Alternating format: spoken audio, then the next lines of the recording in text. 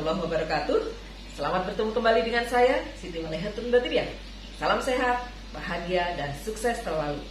Teman-teman, para pemirsa yang berbahagia, pada kesempatan luar biasa ini kita kembali bertemu. Dan kali ini kita akan membahas mengenai bortoh atau penanggungan. Penanggungan merupakan salah satu bentuk jaminan. Sebagaimana pada kesempatan yang lalu kita sudah membahas mengenai jaminan. Jaminan itu ada beberapa macam, jaminan umum dan jaminan khusus. Jaminan khusus ada jaminan perorangan dan ada jaminan kebendaan. Nah, bortoh ini merupakan jaminan perorangan.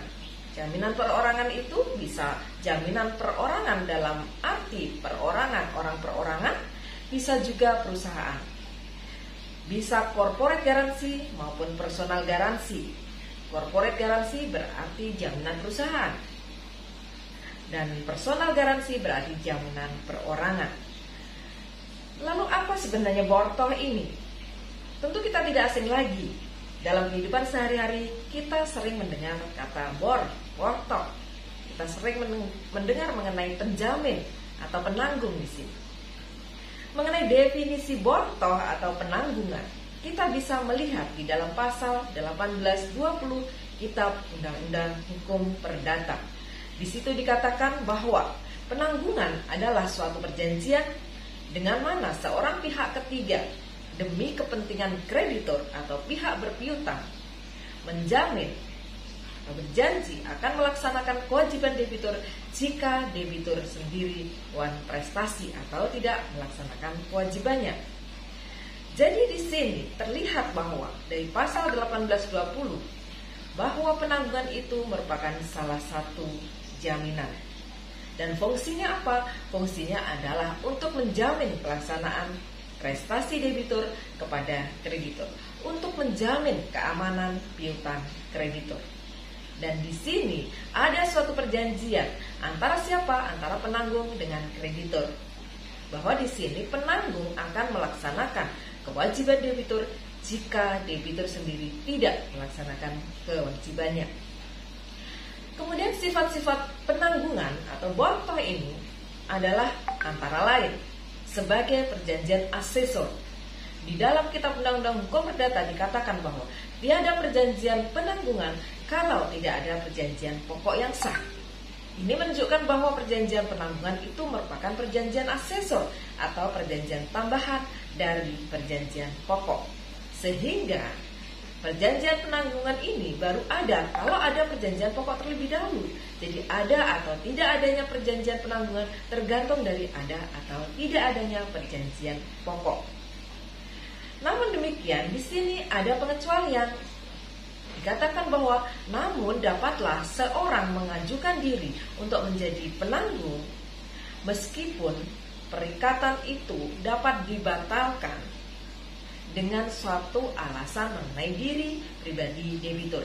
Jadi seseorang itu bisa menjadi penanggung meskipun dalam perjanjian pokoknya itu terdapat alasan dapat dibatalkannya perjanjian tersebut karena alasan diri pribadi debitur atau alasan subjektif dari debitur.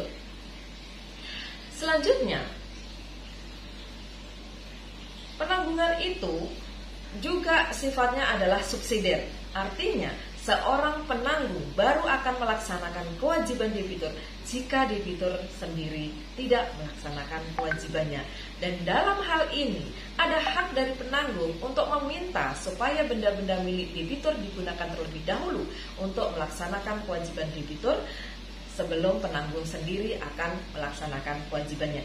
Jadi dia bisa meminta untuk harta benda milik debitur itu digunakan untuk melunasi utang debitur. Baru kalau misalnya nanti ada kekurangan, penanggunglah yang akan melaksanakan kewajiban debitur yang kurang tadi.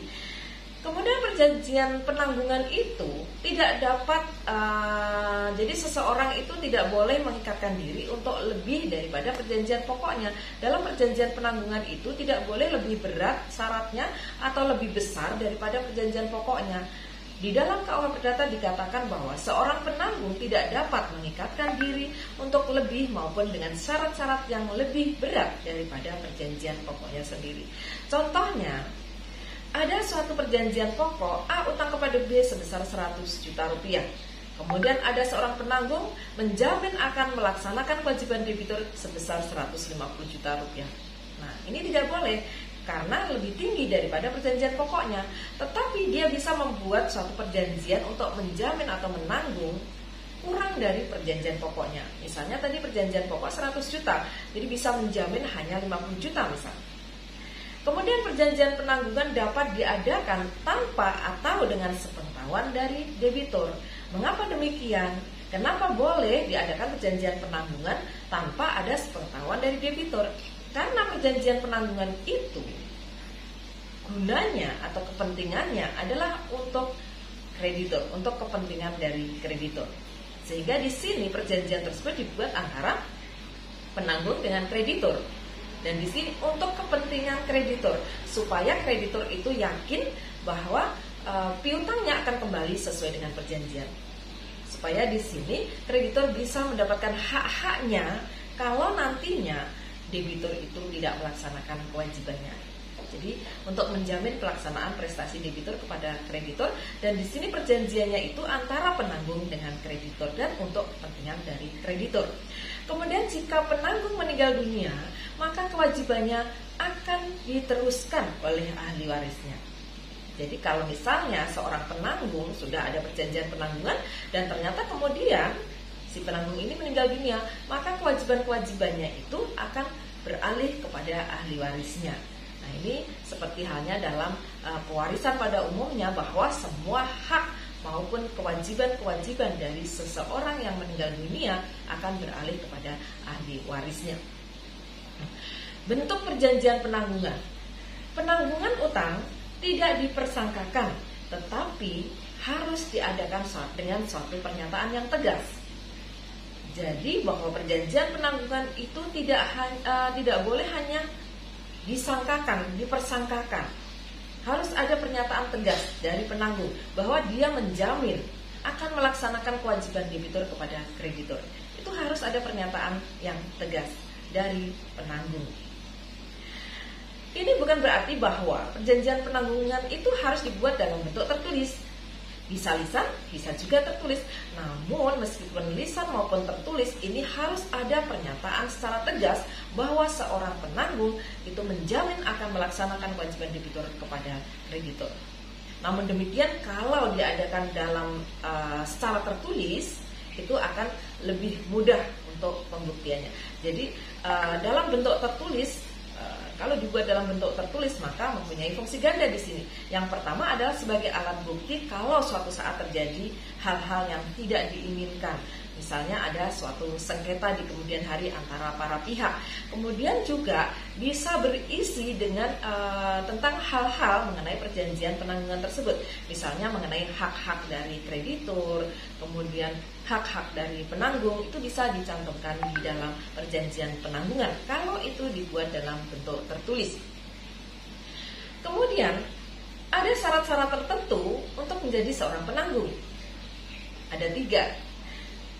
Yang pertama, bahwa penanggung harus cakap untuk melakukan perbuatan hukum, harus cakap untuk mengikatkan diri, cakap untuk membuat suatu perjanjian, cakap pada umumnya untuk membuat suatu perjanjian. Kemudian yang kedua, cukup mampu untuk memenuhi perikatan. Jadi tadi ada syarat yuridis bahwa cakap untuk melakukan perbuatan hukum, yaitu cakap untuk melakukan suatu perjanjian. Kemudian yang kedua, cukup mampu untuk memenuhi perikatan. Nah, ini syarat yang merupakan syarat ekonomis bahwa seorang penanggung itu harus mempunyai kemampuan untuk membayar utang debitur kalau nantinya debitur wanprestasi. Nah, ini syarat ekonomis bahwa cukup mampu untuk memenuhi perikatan dari debitur. Kemudian yang ketiga, berada di wilayah Indonesia. Nah, jadi seorang penanggung itu harus berada di wilayah Indonesia. Ini merupakan syarat lokasi. Kemudian selanjutnya, hak-hak dari penanggung. Ada beberapa hak dari penanggung kalau sudah terjadi perjanjian penanggungan. Yang pertama, hak untuk menuntut penjualan benda milik debitur terlebih dahulu. Jadi tadi sudah saya kemukakan bahwa perjanjian penanggungan itu sifatnya subsidiar.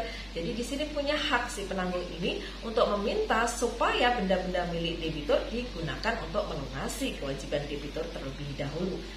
Kalau nantinya debitur itu wan prestasi. Kemudian hak untuk membagi-bagi utang. Hak untuk membagi-bagi utang. Jadi pada prinsipnya kalau terjadi perjanjian penanggungan, misalnya ada beberapa penanggung, maka di sini asas umum bahwa masing-masing penanggung bertanggung jawab atas keseluruhan utang debitur. Namun demikian ada hak bagi penanggung untuk meminta supaya utang kreditur tadi dibagi-bagi. Jadi masing-masing penanggung, misalnya ada 3 penanggung untuk suatu utang debitur 1. Jadi A utang kepada B sebesar 150 juta misalnya. Kemudian ada 3 penanggung yang masing-masing meminta untuk dilakukan pemecahan, sehingga masing-masing penanggung itu bertanggung jawab atas sebagian, misalnya masing-masing 50 juta. Tapi kalau tidak ada perjanjian terlebih dahulu untuk meminta dilakukan pemecahan semacam itu, maka yang berlaku bahwa masing-masing penanggung bertanggung jawab atas seluruh utang debitur. Kemudian hak untuk diberhentikan dari penanggungan karena terhalang untuk melakukan subrogasi akibat perbuatan atau kesalahan dari kreditur. Kemudian juga hak untuk mengajukan tangkisan. Dalam praktek, penanggung diminta oleh kreditur untuk melepaskan hak-haknya tersebut. Nah, itulah salah satu fungsi kalau misalnya perjanjian penanggungan itu dibuat dalam bentuk tertulis, maka di sini seorang kreditur bisa meminta supaya penanggung melepaskan hak-haknya yang sudah kita bahas tadi. Kemudian hak regres. Hak regres itu apa? Hak regres itu hak yang diperoleh oleh seorang penanggung apabila sudah melunasi utang debitur. Nah, penanggung yang telah membayar lunas utang debitur maka memiliki 2 macam hak regres. Hak regres yang merupakan haknya sendiri dan hak regres yang merupakan subrogasi. Hak regres yang merupakan haknya sendiri kita bisa melihat di dalam pasal 1839 Kitab Undang-Undang Hukum Perdata. Sedangkan hak regres karena subrogasi kita bisa melihat dalam pasal 1840 Kitab Undang-Undang Hukum Perdata mengenai subrogasi, bahwa kalau seseorang melunasi utang debitur, jadi kalau ada seorang pihak ketiga melunasi utang debitur, maka dia memiliki hak untuk mengganti kedudukan kreditur sebagai seorang kreditur. Nah, inilah subrogasi. Jadi hak seorang pihak ketiga untuk menggantikan kedudukan kreditur karena sudah melunasi utang debitur. Nah, mengenai hak regres ini, ada hak regres yang merupakan haknya sendiri dan hak regres yang merupakan subrogasi. Lalu yang lebih menguntungkan itu yang mana? Yang lebih menguntungkan adalah hak regres yang merupakan subrogasi. Karena kalau seandainya pada piutang pokok, ada utang piutang dalam perjanjian pokok, itu kreditur itu sebagai kreditur preferen karena ada jaminan kebendaan. Jadi di situ ada jaminan kebendaan sekaligus jaminan perorangan karena ada penanggungan tadi. Nah, di sini kalau kemudian si penanggung melaksanakan kewajiban debitur dan dia menggantikan kedudukan kreditur, maka di sini dia berkedudukan sebagai kreditur preferen juga. Karena dia menggantikan kedudukan kreditur karena telah melunasi utang-utang debitur. Dan utang debitur tadi dijamin dengan suatu jaminan kebendaan. Sehingga di sini dia juga berkedudukan sebagai kreditur preferen karena menggantikan kedudukan kreditur karena subrogasi tadi. Namun demikian, meskipun lebih menguntungkan subrogasi, dalam praktek kedua hak regres ini, baik hak regres yang merupakan haknya sendiri maupun hak regres yang merupakan subrogasi, kedua-duanya itu digunakan. Nah, itulah tadi mengenai penanggungan. Dan sampai di sini pertemuan kita pada kesempatan hari ini, kita sudah membahas beberapa hal sampai pada hak regres dari penanggung dalam perjanjian penanggungan. Sampai bertemu kembali pada kesempatan mendatang untuk membahas kelanjutan mengenai penanggungan atau bortoh ini. Dan silakan subscribe apabila belum subscribe, dan bunyikan juga loncengnya supaya selalu mendapatkan update video-video terbaru saya. Dan jangan lupa juga like, komen, dan share supaya video ini bermanfaat untuk banyak orang. Terima kasih. Assalamualaikum warahmatullahi wabarakatuh.